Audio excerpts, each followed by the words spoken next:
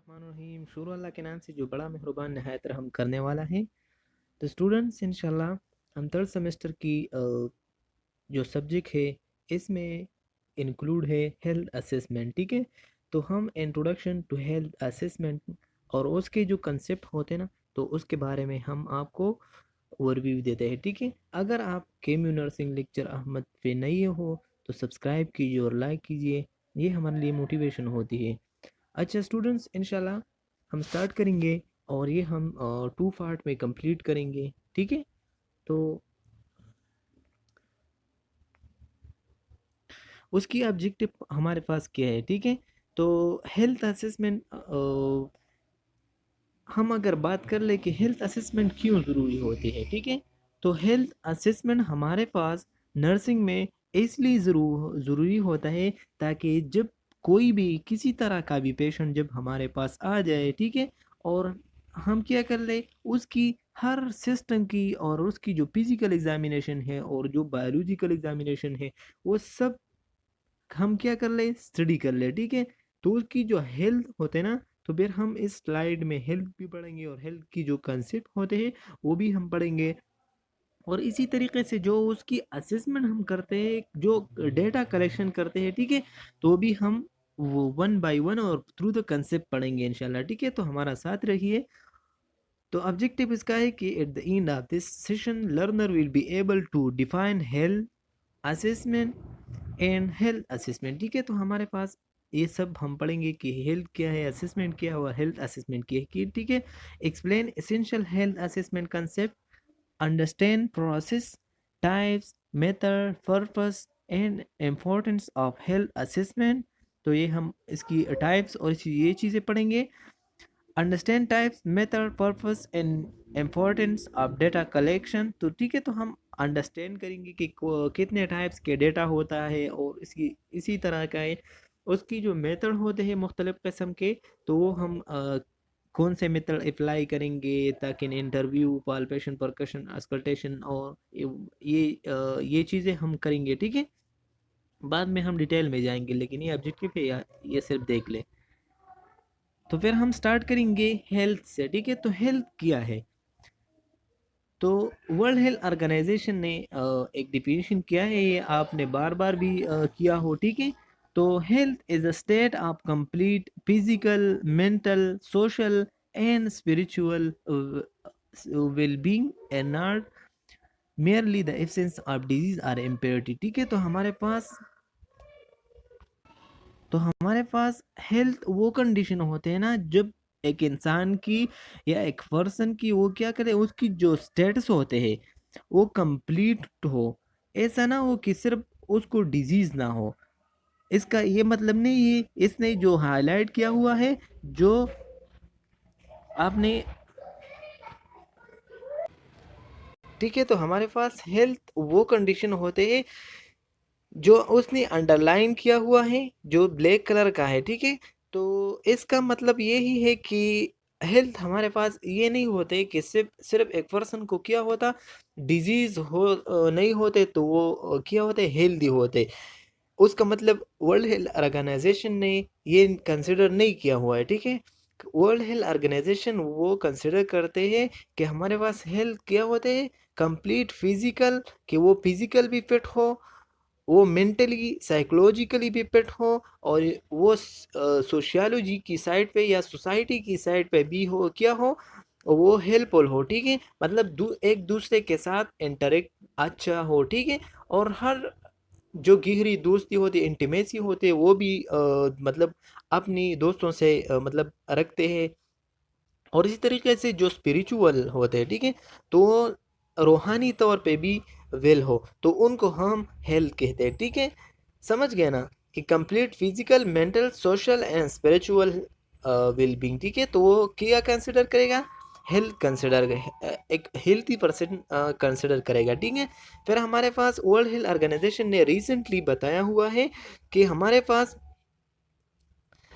The ability to lead a socially and economically productive life. ठीक है, तो हमारे पास वो नहीं होते कि सिर्फ वो उसने ये टू टर्मिनोलॉजी भी इंक्लूड किया हुआ है, ठीक है। तो ये भी बहुत ज़्यादा इंपॉर्टेंट है कि हमारे पास आपको एमसीक्यूज में भी आ सकता है कि वर्ल्ड हेल्थ ऑर्गेनाइजेशन ने रिसेंटली कौन कौन से स्टेप और कौन कौन से मतलब वर्ड्स उसने एडिशन किया हुआ है, ठीक है। तो हमारे पास lead to socially and economically productive life, वो भी अगर कोई पर्सन के पास मतलब वो सोशली में वो सही तरीके से इंटरेक्शन नहीं करा रहा हो, ठीक है, और या उसके पास इकोनॉमिक वीक हो, ठीक है, तो वो भी हेल्पफुल नहीं ही कंसिडर करेगा, ठीक है।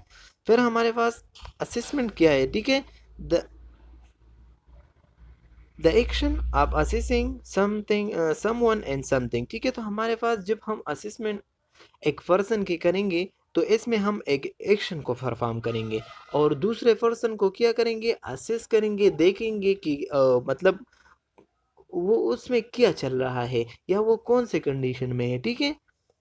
तो थ्रू द असेसमेंट हम ये करते हैं ना कि the act of judgement and deciding the amount, value, quality और इम्पोर्टेंस ऑफ समथिंग, ठीक है। तो हमारे पास असेसमेंट में हम ये देखते हैं और असेस करते हैं और फिर उसके बाद हम डिसाइड करते हैं, मतलब अपने डिसीजन कराते हैं, ठीक है। तो हम जजमेंट्स पहले करते हैं, बाद में उसके डिसीजन कराते हैं और डिसीजन में हम किसके बिना पे कि हम अगर देखते हैं कि एक पर्सन है, मतलब उसका जो हेल्थ कंडीशन है वो किस अमाउंट में है, मतलब लो है या हाई है, ठीक है, या नॉर्मल है, या अगर दूसरे पॉइंट को हम देखें तो उसने बताया कि वैल्यू वैल्यू कैसे होते। तो वैल्यू के बिना पे ऐसा हो कि हमारे पास एक पर्सन हो कि मतलब उसकी वैल्यू है या नहीं है, सेल्फ कंसेप्ट और सेल्फ कॉन्फिडेंस, ये सब चीज़ें उसकी अच्छी है या नहीं है, मतलब वो सोशली परफेक्ट है या नहीं है, मतलब जो इर्द गिर्द उसके पास दोस्त दोस्त होते हैं और इसी तरीके से सब मतलब होते हैं, तो वो उसको मतलब इज्जत देता है या नहीं देता, वैल्यू देता है या नहीं देता, ठीक है।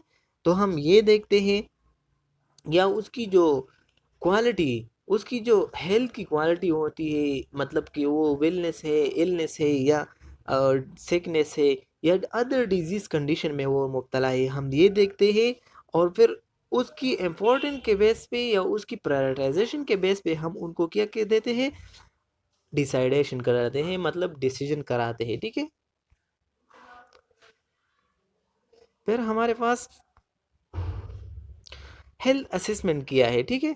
तो हमारे पास हेल्थ असेसमेंट हम पढ़ेंगे the process of collecting, validating and clustering data about the health, ठीक है। तो हमारे पास हेल्थ असेसमेंट, हमने हेल्थ भी पढ़ा, असेसमेंट भी पढ़ा। जब हेल्थ और असेसमेंट मतलब कंबाइन हो जाए तो उसका मकसद यही होता है कि हेल्थ असेसमेंट हमारे पास जो सब मेन सब्जेक्ट है, तो उसको कंसेप्ट लाजमी आपने याद करना है, ठीक है, कि हेल्थ असेसमेंट एक प्रोसेस है जो कि है इसमें क्या हम क्या कराते हैं, कलेक्शन कराते हैं डेटा की। जब हमने एक पर्सन को असेस किया, फिर उसकी जितनी भी डेटा हमने कलेक्ट किया एज अ नर्स, फिर उसको जब हम प्लानिंग बनाएंगे तो प्लानिंग से पहले हम क्या करेंगे, मतलब असेसमेंट की फेज में हम उनको वैलिडेशन करा देते हैं, मतलब डबल चेक कराते हैं, कंफर्म करा देते हैं कि कोई मिसिंग या तो नहीं है, या तो कोई एरर तो वगैरह तो नहीं है, ठीक है। फिर उसकी जो जितने भी डेटा हमने आइडेंटिफाई किया हुआ है, मतलब क्लस्टरिंग ऑफ डेटा का मतलब यही है कि एक पर्सन की मुख्तलिफ़ किस्म की वैल्यू हम उससे मतलब असेस करते हैं, मतलब न्यूट्रिशनल स्टेटस, उसी तरीके से जो सेक्सुअलिटी पैटर्न होते हैं उसकी तरह, उसी तरीके से जो कार्डिक सिस्टम होते हैं, मुख्तलिफ़ किस्म की हम असेसमेंट करते हैं। तो फिर वो असेसमेंट हम कैटेगराइज करते हैं, मतलब न्यूट्रिशन की अलग ऑब्जेक्टिव जगह होता है, इसी तरीके से सोशली अलग हो, इंटरेक्टिव अलग कैटेगरी होता है।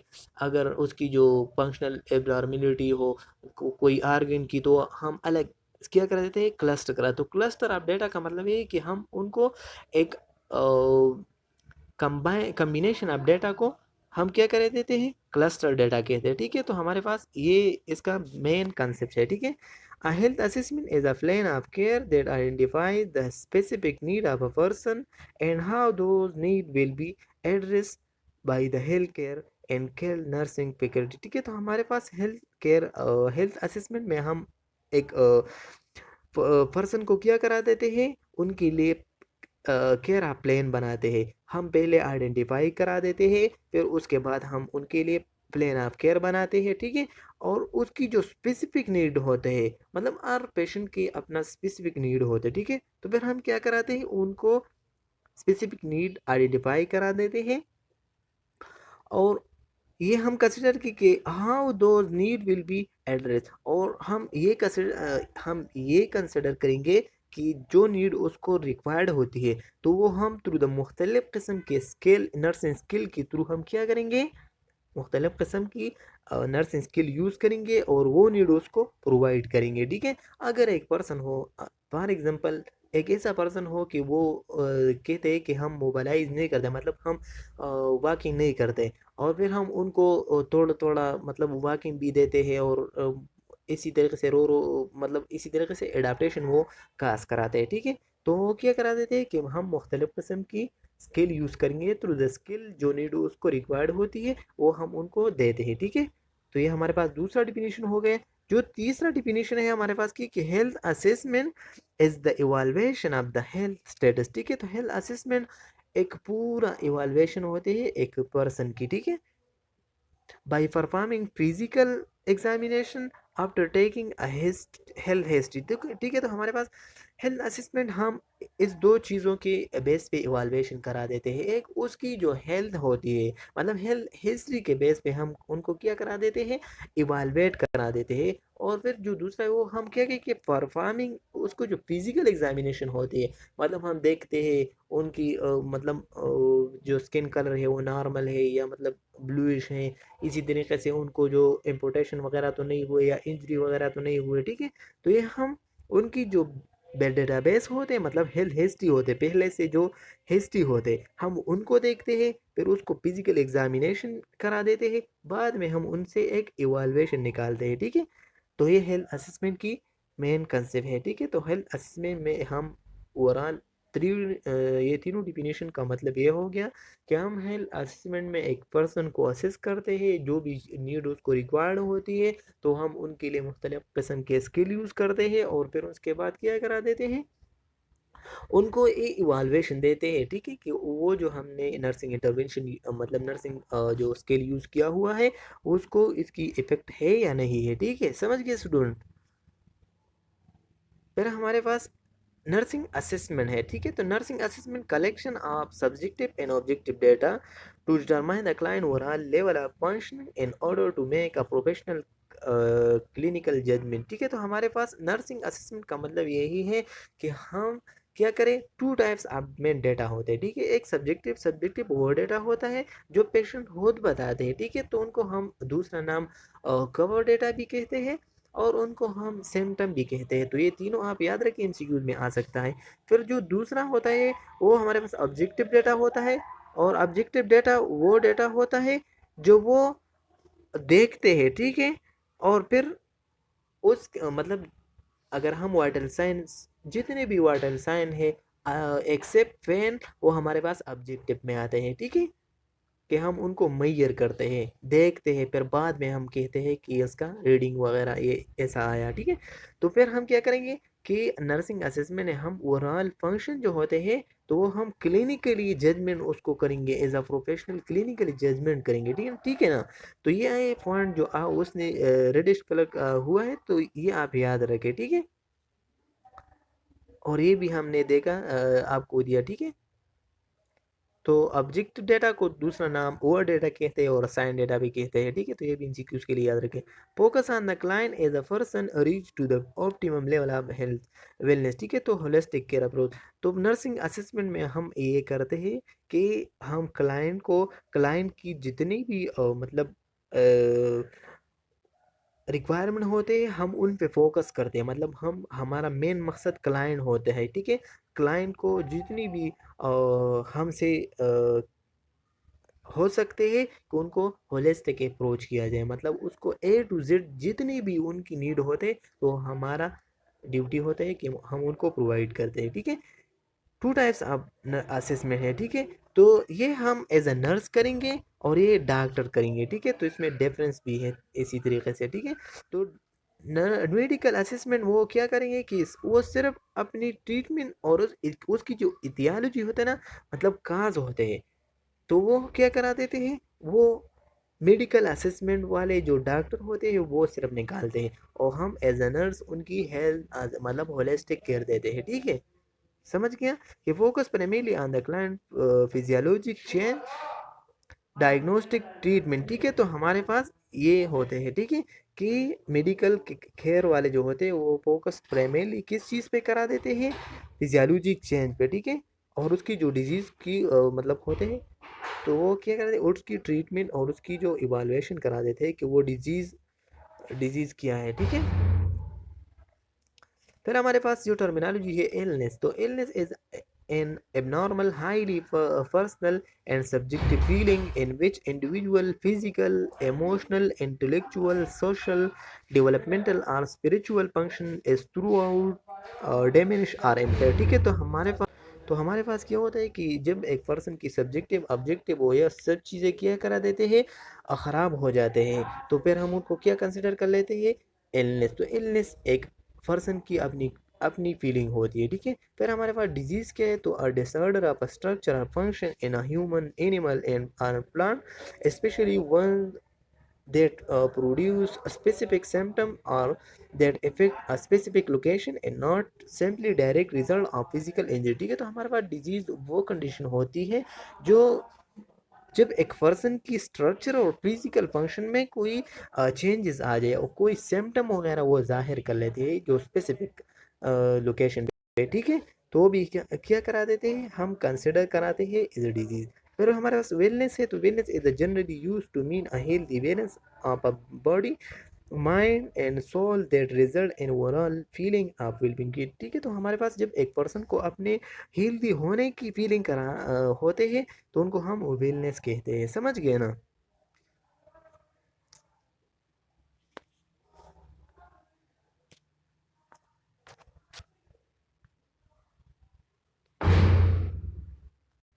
Assessment and nursing component या nursing process, the nursing process consists of 5 dynamic and interrelated phase, ठीक है। तो हमारे पास 5 कंपोनेंट है। सबसे पहले असेसमेंट है, फिर नर्सिंग डायग्नोसिस है, फिर प्लानिंग है, फिर इम्प्लीमेंटेशन है, और फिर इवाल्वेशन है। तो है हम वन बाय वन पढ़ेंगे, ठीक है। तो उसका मकसद मतलब उसकी जो डिफिनीशन और डिस्क्रिप्शन है कि असेसमेंट में हम क्या कहते हैं। तो पहला फेज हमारे पास असेसमेंट है, और उसकी जो डिस्क्रिप्शन है वो हमारे पास collection subjective and objective data करा देते हैं एक पर्सन से, ठीक है। फिर हमारे पास जो सेकंड फेज है वो हमारे पास डायग्नोसिस है, और हम एनालाइज करा देते हैं सब्जेक्टिव और ऑब्जेक्टिव डाटा, ताकि हम उसकी उससे मतलब ये भी इंसिक्यूज आ जाता है कि क्रिटिकल थिंकिंग हम किन स्टेप में यूज़ करेंगे। तो डायग्नोसिस में हम क्रिटिकल स्टेप यूज़ करेंगे, समझ गए ना, कि हम प्रोफेशनल एज जजमेंट करा देते। फिर हमारे पास क्या कराते कि थर्ड नंबर प्लानिंग होती है, determining outcome criteria and developing a plan, ठीक है। तो हमारे पास डिस्क्रिप्शन ये है कि प्लानिंग में हम अपने लिए गोल और आउटकम क्राइटेरिया बनाते हैं कि हमारा मेन मकसद और जो आउटकम हो को हमको आना है, तो हाँ वो क्या होगा, ठीक है। तो हम प्लानिंग में उसको बनाते हैं, मतलब एक ख्याली सा हम कहते हैं कि ये हमने करना है। फिर इम्प्लीमेंटेशन में वो ख्याल उस पे अप्लाई कर देते हैं, और फिर से हम क्या करा देते हैं, इवाल्वेशन करा देते हैं, ठीक है। समझ गए कि असेसिंग वेदर आउटकम क्राइटेरिया है been meet and revising the plan is necessary, ठीक है। तो हमारे पास उसको असिस। फिर हमारे पास इंपॉर्टेंस ऑफ असेसमेंट, असेसमेंट की इंपॉर्टेंस क्या है इन नर्सिंग प्रोसेस में। तो असेसमेंट हमारे पास first step in nursing process होते हैं, set the tone for the rest, ठीक है। तो फिर हमारे पास set the tone for the rest of the process, ठीक है। तो हम क्या करें कि हम सेट करेंगे असेसमेंट में अपने लिए टोन जो कि उस पर प्रोसेस करना होगा, ठीक है। Identify efficient and strength and limitation, उसकी हम असेसमेंट में उन ये मतलब असेस करेंगे, और हमको पता चलता है कि ये जो पेशेंट है उनकी मतलब ताकत कितनी है और जो लिमिटेशन है, तो उसका भी हमको पता चलता है, ठीक है। तो कोऑपरेटिव एंड अनकोऑपरेटिव आर ना or could not care for himself, ठीक है। तो हम ये देखते हैं कि वो कोऑपरेशन हम हमारे साथ कराते हैं या नहीं कराते हैं, या उसकी जो जितने भी वो अपने लिए केयर करते हैं करा देते हैं या नहीं करा देते। इसी तरीके से हम असेसमेंट में उसकी ये चीज़ें देखते हैं, ठीक है। तो perform continuously through out the nursing process, फिर हम नर्सिंग प्रोसेस की थ्रू आउट में हम असेसमेंट को मतलब जगह जगह पे इंटरेक्ट करा देते हैं, ठीक है। तो असेसमेंट हमारे पास मेन फेज है और फर्स्ट फेज है, ठीक है। तो हम जब असेसमेंट सही तरीके से करते हैं और बाद में जितने भी स्टेप है वो सही होगा। असेसमेंट रिक्वायर्ड 3H और मतलब थ्री लर्निंग स्केल, मतलब ये इसने 3H को कंसिडर किया हुआ है। तो ये भी एमसीक्यूज के लिए याद रखें कि हमारे पास 3H का मतलब क्या है कि हेड, हैंड, हार्ट, ठीक है। तो हम ये 3 चीज़ों की क्या करा देते हैं, हम उनकी लर्निंग स्किल करेंगे, उसके लिए रिक्वायरमेंट होती है, ठीक है। असेसमेंट के लिए तो हम कॉग्निटिव उनकी जो हेड होते हैं, ठीक है, उनको असेस करते हैं सबसे पहले, ठीक है। जो कॉग्निटिव लेवल होते हैं तो उनको असेस करते हैं, ठीक है।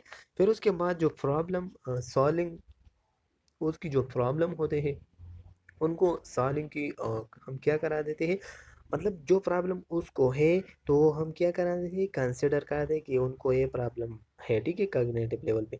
फिर हम इनकी जो साइकोमोटर होते हैं, ठीक है, तो साइकोमोटर का मतलब है कि हैंड वगैरह ये सब चीज़ें क्या हो जाते हैं कि हम उन उसको देखते हैं, ठीक है। तो ये बाद में हम एक्सप्लेनेशन से पढ़ेंगे।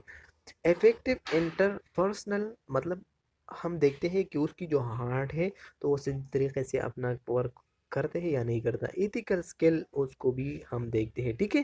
तो उसकी जो एथिक्स होते हैं मतलब वो भी हम क्या कराते हैं, असेस कराते हैं। फिर हमारे पास पर्पस ऑफ असेसमेंट, तो पर्पस हमारे पास लाजिम याद रखे, ठीक है। बहुत सारे एमसीक्यू जिससे आते हैं, to collect data relevant to the patient health status to identify deviation from normal, ठीक है। तो हम हेल्थ असेसमेंट में उसकी जो जब डेटा कलेक्शन करा देते हैं तो हम देखते हैं कि नॉर्मल से उसकी जो मतलब डिविएशन है तो वो कितने हैं, वो ज़्यादा एल है या मतलब ज़्यादा वेल है, ठीक है। तो ये फ़र्क को हम वाजे करें, मतलब डिविएशन का मतलब क्या हो गया, तो उस हम आइडेंटिफाई करते हैं कि उसकी नॉर्मल से मतलब कि नॉर्मल ये है 50 है, तो 50 से एबव जब होगा, एग्जाम्पल के तौर पर 50 से एबव जब होगा तो वो वेलनेस होगा, जब लो होगा तो वो इलनेस होगा। तो ये हम कंसिडर कर देते हैं। पर्पस का असेसमेंट पर्पस ये है, ठीक है, मकसद यही है। To discover the patient strength and coping resource, ठीक है। तो हम फिर उसकी पेशेंट की जितने भी ताकत होती है और ये सब चीज़ें हम और जो कोपिंग रिसोर्सेज होती हैं मतलब कग्निटिव लेवल, ये सब चीज़ें हम क्या करा देते हैं कि उनको डिस्कवर कराया जाए, ठीक है। फिर हम पर टू आइडेंटिफाई एक्चुअल प्रॉब्लम, ठीक है। तो हमारे ठीक है, तो हमारे पास फिर क्या हो जाता है कि आइडेंटिफाई एक्चुअल जो एक्चुअल प्रॉब्लम होते हैं तो उनको ये भी हम असेस करते हैं। To make factor that place the patient at risk for health problem, ठीक है। तो फिर हम ये देखते हैं कि जो फैक्टर उसको रिस्क है तो हम कैसे उनकी हेल्थ प्रॉब्लम से रिमूव करने की कोशिश करेंगे, ठीक है। जितनी भी रिस्क फैक्टर है तो वो उनको नुकसान देने से पहले हम उनकी उनसे क्या करा देते हैं, अलग कर देने की कोशिश करें। फिर हमारे पास जो मेन है तो ये भी याद रखें कि टाइप्स ऑफ हेल्थ असेसमेंट कितने हैं, तो 4 है, ठीक है। इनिशियल असेसमेंट का हम दूसरा नाम कॉम्प्रहेंसिव असेसमेंट कहते हैं, तो ये एमसीक्यूज के लिए याद रखें। फिर हमारे पास फोकस असेसमेंट होते हैं, जो कि फोकस असेसमेंट को हम ऑनगोइंग असेसमेंट भी कहते हैं, ठीक है। फिर हमारे पास टाइम लैप्स असेसमेंट होते हैं। टाइम लैप्स असेसमेंट का मतलब यही है कि जब हम ये हम एक एक पढ़ेंगे, ठीक है। फिर हमारे पास इमरजेंसी असेसमेंट होते हैं। तो सबसे पहले comprehensive assessment is usually the initial assessment and include detailed health history, physical examination and examine the client overall health status, ठीक है। तो हम comprehensive assessment में ये सबसे पहले ये तो initial assessment है, ठीक है। तो ये एमसीक्यूज के लिए याद रखें। फिर जो दूसरा होता है मतलब जो दूसरा होता है वो हमारे पास उसका मकसद क्या है कि हम ओवरऑल उसकी जो डेटाबेस होते हैं ना तो वो किस चीज़ से तैयार करते हैं, कम्प्रहेंसिव का मतलब ये है कि हम तफसील से एक पर्सन से डेटा कलेक्ट किया जाए, ठीक है। और फिर उस डेटा को एग्जामिन करा दिया जाए, ठीक है। फिर हमारे पास फोकस असेसमेंट, तो it's a problem oriented, it's and may be initial assessment or and ongoing, ठीक है। तो हमारे पास ऑनगोइंग, इसको दूसरा नाम क्या कहते हैं, फोकस, हमने पहले भी बताया, तो ये आप याद रखें एमसीक्यूज के लिए, ठीक है, ये आप याद रखें। फिर हमारे पास क्या होता है कि इनिशियल असेसमेंट, तो initial assessment also called an admission assessment, तो ये भी याद रखें कि उसको एडमिशन असेसमेंट भी कहते हैं। It is perform with the client inter award through OPD, ठीक है। तो आउट पेशेंट डिपार्टमेंट से जब उनको ये इनिशियल असेसमेंट कम्प्रहेंसिव डाटा नहीं लेता, ठीक है, तो आउट पेशेंट डिपार्टमेंट मतलब ओपीडी में वो लोग आते हैं जब मतलब एक बुखार वगैरह या फीवर या इसी तरीके से जो बीमारी में वो मुब्तला होते हैं वो आ जाते हैं, और थोड़ी देर बाद वो अपने घर चले जाते हैं, ठीक है। लेकिन जो पेशेंट हमारे साथ एडमिट होने वाले हैं, तो उनको हम वार्ड में भेजते हैं, वार्ड में हम उनसे इनिशियल असेसमेंट और मतलब उससे कम्प्रहेंशन असेसमेंट करेंगे, ठीक है। The purpose is to evaluate the client health status, to identify functional health pattern that are problematic, and to provide an in-depth comprehensive database which is critical for evaluating change in the client health status in subsequent assessment, ठीक है। तो हम क्या करें कि इसका main function यही होता है कि हम उनकी जो फंक्शनल हेल्थ पैटर्न होते हैं, ठीक है, हम क्या कि जितने भी प्रॉब्लम होते हैं वो हम उससे उसकी एंडेप तक हम जाते हैं, और उसको उसकी जो डेटाबेस होते हैं तो हम उससे ये कलेक्ट करते हैं, ठीक है। और फिर उस ये कलेक्ट करने का मकसद यही है कि हम उनकी जो क्रिटिकल थिंकिंग है हमको आसानी हो जाए, हमको ज़्यादा डेटा आ जाए, तो हम मतलब आसानी से वो जो बीमारी वगैरह है वो हम क्या करा देते हैं,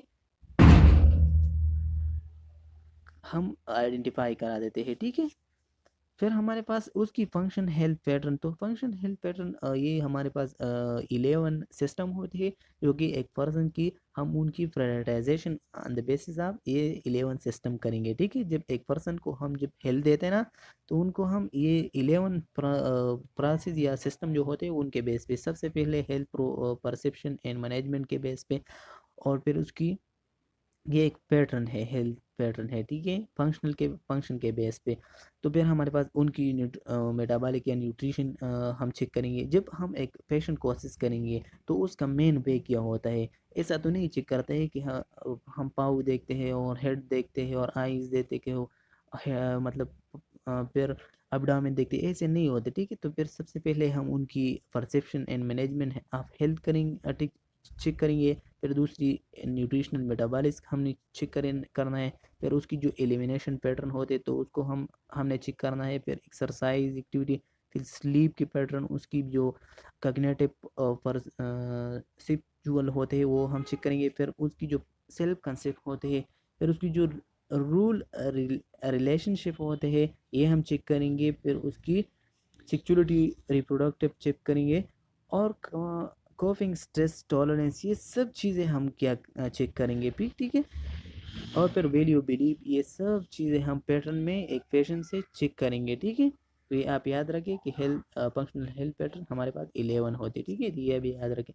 फिर हमारे पास प्रॉब्लम फोकस असेसमेंट, कौन सा वाला असेसमेंट है, तो problem focus assessment collect data about a problem that has already been identified, ठीक है। तो हमारे पास जब एक पर्सन आ जाए, मतलब आ जाए, तो उनको हम इनिशियल असेसमेंट किया कि उसका वाइटल साइन मतलब क्या है, कि वो इरेगुलर है, मतलब उसका फीवर है, उसकी टेम्परेचर ज़्यादा है, तो हम हावरली उसकी जो क्या करा दे, चेकिंग आप वाइटल साइन कराते हैं ना, तो हमको पता पहले से हुआ था कि उसकी जो टेम्परेचर है वो एबनॉर्मल है। तो फिर हम उनको घंटा इसी तरीके से 2 घंटे बाद हम आ जाते हैं और वो चेक करते हैं, मतलब हमको डिजीज़ का पता है कि ये स्पेसिफिक उनकी वाइटल साइन सही तरीके से सेट नहीं है, तो हमसे पता है। इसीलिए वो कहते हैं कि ऑलरेडी बीन आइडेंटिफाइड। तो फोकस असेसमेंट या प्रॉब्लम फोकस असेसमेंट में हम उन एक पर्सन की आइडेंटिफाई हुआ जो डिजीज़ है, मतलब आइडेंटिफाई पहले से आइडेंटिफाई किया हुआ डिजीज़ है, वो हम क्या करेंगे, उनकी दोबारा चेकिंग करेंगे। This types of assessment have a narrow scope, ठीक है, and a shorter time frame their initial assessment, ठीक है। तो हम इनिशियल असेसमेंट में हम मतलब क्या करेंगे, असेस करेंगे, और फिर उसकी क्या करेंगे दोबारा। In problem focus assessment nurse determine whether the problem still exists and whatever the status of the problem change improve worsen a result। ठीक है, तो फिर हम क्या करेंगे कि जो प्रॉब्लम एग्जिस्ट हुआ था इनिशियल असेसमेंट के टाइम पे, ठीक है, तो हम क्या करेंगे उसकी जो स्टेटस होते हैं हम फिर वो दोबारा आ जाते हैं और हम देखते हैं प्रॉब्लम फोकस असेसमेंट में कि पहले उसकी टेम्परेचर बढ़ता बड़ा बड़ा मतलब उसकी जो टेम्परेचर है वो नॉर्मल से ऊपर था, तो फिर हम उनकी जो इम्प्रूवमेंट थे वो देखते हैं कि वो उसमें इम्प्रूवमेंट आया है, मतलब वो कम हुआ है या नहीं, फिर उसकी जो वर्सन है या मज़ीद वो बढ़ गया है या वो ठीक हुआ है। ठीक है, तो ये चीज़ें हम देखते हैं। This assessment also include the appraisal of any new ignore and miss diagnosis problem. ठीक है, तो हमारे पास क्या होता है कि जब असेसमेंट के टाइम पे कोई भी किसी तरह का भी डायग्नोस उससे रह गया हो तो हम दोबारा उसमें भी क्या कराते हैं न्यू मतलब, ठीक है, तो जब हमने मतलब असेसमेंट में कोई भी किसी तरह का भी चीज़ इग्नोर किया हुआ था तो हम उस नई चीज़ों को क्या कराते हैं उनको भी देखते हैं। ठीक है, जो मिस डायग्नोसिस हमसे पहले हुई थी वो है हम क्या करेंगे उन पे भी फोकस करेंगे। In in intensive care unit problem focus assessment में भी परफॉर्म एवरी फ्यू मिनट। ठीक है, तो हमारे पास हमने पहले भी बताया कि हम हाउरली वाइटल साइंस मतलब जब हम चेकिंग करेंगे तो उनको हम प्रॉब्लम फोकस असेसमेंट कहते हैं, तो ये हम एवरी फ्यू मिनट के बाद हम करते हैं। ठीक है, फिर हमारे पास टाइम लैप्स असेसमेंट और अनगोइंग असेसमेंट। ठीक है, तो हम उसने यहाँ इस जगह पे अनगोइंग असेसमेंट भी लिखा हुआ है, लेकिन इसमें एक बात ऐसी है कि अनगोइंग असेसमेंट वो असेसमेंट होते हैं जब हम एक पेशेंट के लिए मतलब शिफ्ट वाइज करा देते हैं, मतलब फॉर एग्जांपल सुबह की 6 AM से लेके मतलब दोपहर की 6 PM से तक एक शिफ्ट था और इसी तरीके से फिर दूसरा शिफ्ट, तो ये हम शिफ्ट वाइज जब एक पर्सन के लिए एक पेशेंट के लिए मतलब एक प्लान बनाते हैं ना तो वो हम अनगोइंग असेसमेंट कहते हैं। ठीक है, और वो कंटिन्यूसली होते हैं। तो time lapse assessment, another types of assessment take place after the initial assessment to evaluate any change in the client functional health। ठीक है, तो हमारे पास टाइमलेस असेसमेंट वो असेसमेंट होते हैं जब हम इनी आफ्टर द इनिशियल असेसमेंट करा देते हैं, मतलब जब एक पर्सन हमने असेसमेंट की मतलब इनिशियल असेसमेंट हम कम्प्रहेंसिव डेटा उससे ली, फिर उसकी प्रॉब्लम फोकस भी हुई, मतलब वो घर चला गया और फिर कम अज़ कम मतलब 2 3 4 इसी तरीके से दिन बाद वो वापस आएगी और फिर दोबारा वो अपना चेकअप कराते हैं, तो हम उनको टाइम लैप्स असेसमेंट मतलब उसमें थोड़ी टाइम का गैप आ गया, जब एक असेसमेंट एक पेशेंट करेंगे और उसके दरमियान गैप आ जाए और फिर वो दोबारा आ जाए तो फिर हेल्थ केयर प्रोफेशनल जो होते हैं वो कल कंपेयर करा देते हैं कि जो पहले वाले फास्ट वाले जो डेटा था वो उसकी जो मतलब कंडीशन था वो कैसा था और अब जो उसकी असेसमेंट है उसका कंडीशन क्या है, तो ये कंपैरिजन हम टाइम लैप्स असेसमेंट में करेंगे। बस इसका कंसेप्ट क्लियर हो गया, ठीक है ना। Nurse perform time lapse assessment when substantial substantial period of a time have elapses between assessment। ठीक है, तो periodic output patient clinic visit home health visit health and development screen. ठीक है, तो हमारे पास जब हम पैराडिक का मतलब है इसने एक ऊपर वर्ड्स यूज़ किया है हुए कि हमारे पास सस्टेंशियल टाइम पे होते हैं या इसी तरीके से एलिप्सिस होते हैं। ठीक है, तो उसका मकसद ये है कि हम जब थोड़े दौरानिए के बाद हम दोबारा असेसमेंट करेंगे तो उनको हम टाइम लैप्स असेसमेंट कहते हैं। ठीक है, तो फिर हमारे पास इमरजेंसी असेसमेंट है। Emergency assessment take place in life threatening situation in which the prevention of life is the top priority. ठीक है, तो हमारे पास इमरजेंसी कंडीशन वो कंडीशन होते हैं,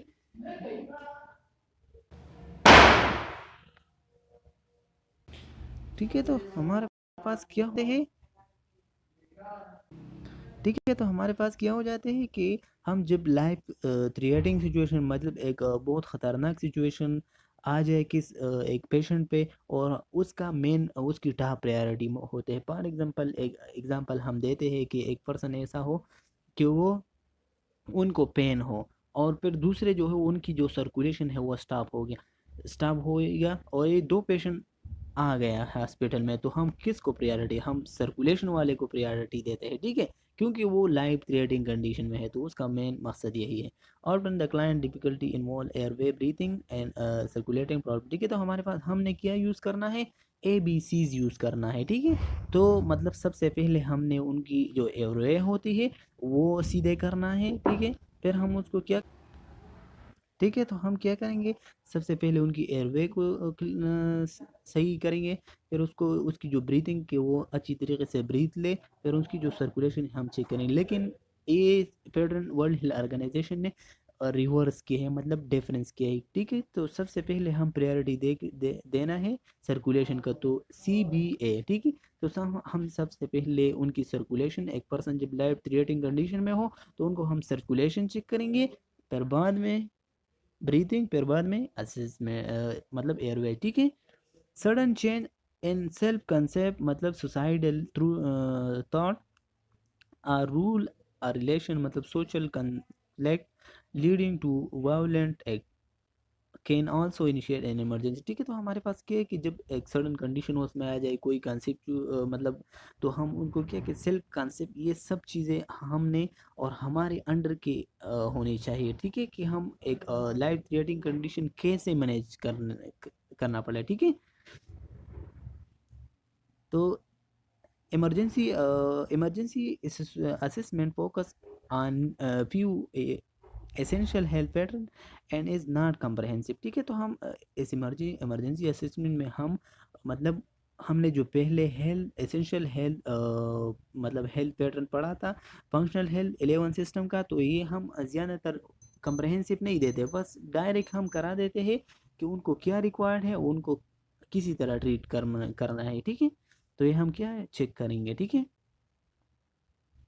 फिर हमारे पास क्या होता है कि important of nursing health assessment, ठीक है। तो हेल्थ असेसमेंट नर्सिंग में उसकी इंपॉर्टेंस क्या है, तो systemic and continuous collection of client data, ठीक है। तो हम नर्सिंग हेल्थ असेसमेंट में उसकी जो डेटा होते हैं वो को उनको क्या करते हैं कि कंटिन्यूसली उनसे कलेक्ट करा देते हैं, ठीक है। और वो सिस्टमिक वाइज, ठीक है। सिस्टमिक का मतलब यही हो गया कि हम उनको तरतीब के साथ अपनी नोट्स में बनाएंगे। It focus on client response to health problem, ठीक है। तो फिर हम क्या करें कि क्लाइंट की जैसा भी रिस्पॉन्स हो उसकी हेल्थ की, तो उनको उनकी मतलब उसका यही है कि उस पे हमने फोकस करना है, ठीक है। The nurse carefully examine the client body parts to determine any abnormality, ठीक है। तो जब हम एग्जामिनेशन फिजिक्स एग्जामिनेशन एक पर्सन की कराते हैं तो उनको अच्छी तरीके से जानिए, ठीक है, ताकि कोई एबनॉर्मेलिटी ऐसा हो और उनको मतलब आइडेंटिफाई करना हो और पॉइंट आउट करना हो, लेकिन आप से मिस गया तो फिर आपकी असेसमेंट ठीक नहीं होगा, ठीक है। The nurse relies on data from different source which can indicate significant clinical problem, ठीक है। तो हाँ नर्स मुख्तलिफ जगहों से डेटा को कलेक्ट करा देते हैं, ठीक है, क्लिनिक साइड पे। फिर हमारे पास क्या है, provide a baseline use to plan the client care, ठीक है। तो असेसमेंट में सबसे पहले हम क्या करेंगे, उसकी जो बेस लाइन होते तो वो एडॉप्ट होते हैं, और उस बेस लाइन के बेस में हम क्या उनको केयर देते हैं। Help the nurse to diagnose client problem and their intervention, ठीक है। तो असेसमेंट का main importance in nursing health assessment में यही है कि जब हम एक पर्सन को की डायग्नोसिस को निकालते हैं, फिर उनको एक प्रॉब्लम की सलूशन में नर्स को हेल्प देते हैं और सही तरीके से इंटरवेंशन हम परफॉर्म कर लेते हैं ताकि दूसरे बंदे से डिजीज़ रिमूव हो, ठीक है। कंप्लीट 7 नंबर जो है वो हम complete health assessment involve a more detail review of client condition, ठीक है। तो कंप्लीट हेल्थ असेसमेंट का मतलब यही है कि हम उनसे ज़्यादा डिटेल में चला जाए और उनकी जितनी भी एबनॉर्मल कंडीशन है तो उससे हम आगाह हो जाए, ठीक है। Health assessment the choice of therapies client respond, ठीक है। तो हम हेल्थ असेसमेंट में वो इन्फ्लुएंस द चॉइस कराते थे जितनी भी वो, अगर एक ऐसा थेरापी आप करा देते, एक ऐसा रिस्पांस क्लाइंट मतलब आप करा रहे हैं कि क्लाइंट का उसी तरह वो चॉइस नहीं कराते हैं, मतलब वो चूज़ नहीं कराते कि हमको नहीं करना है और आप करते हैं, तो ये हेल्थ असेसमेंट इनइफेक्टिव होगा, ठीक है। तो वो आपको कोई रिज़ल्ट नहीं देगा। तो आप हेल्थ असेसमेंट में हम एक क्लाइंट को देखते हैं, फिर उसके मुताबिक उनकी केयर करेंगे, ठीक है। तो इंशाल्लाह फर्स्ट पार्ट में इसने हम इस जगह तक किया, और फिर जो बाकी वर्क है वो हम दूसरी पार्ट में करेंगे, ठीक है। तो इस चैनल पे अगर आप नए हो तो सब्सक्राइब कीजिए और लाइक कीजिए, ये हमारे लिए मोटिवेशन होती है, ठीक है। केम्यू नर्सिंग लेक्चर अहमद, ठीक है। खुदा हाफिज़, अपना ख्याल रखिए।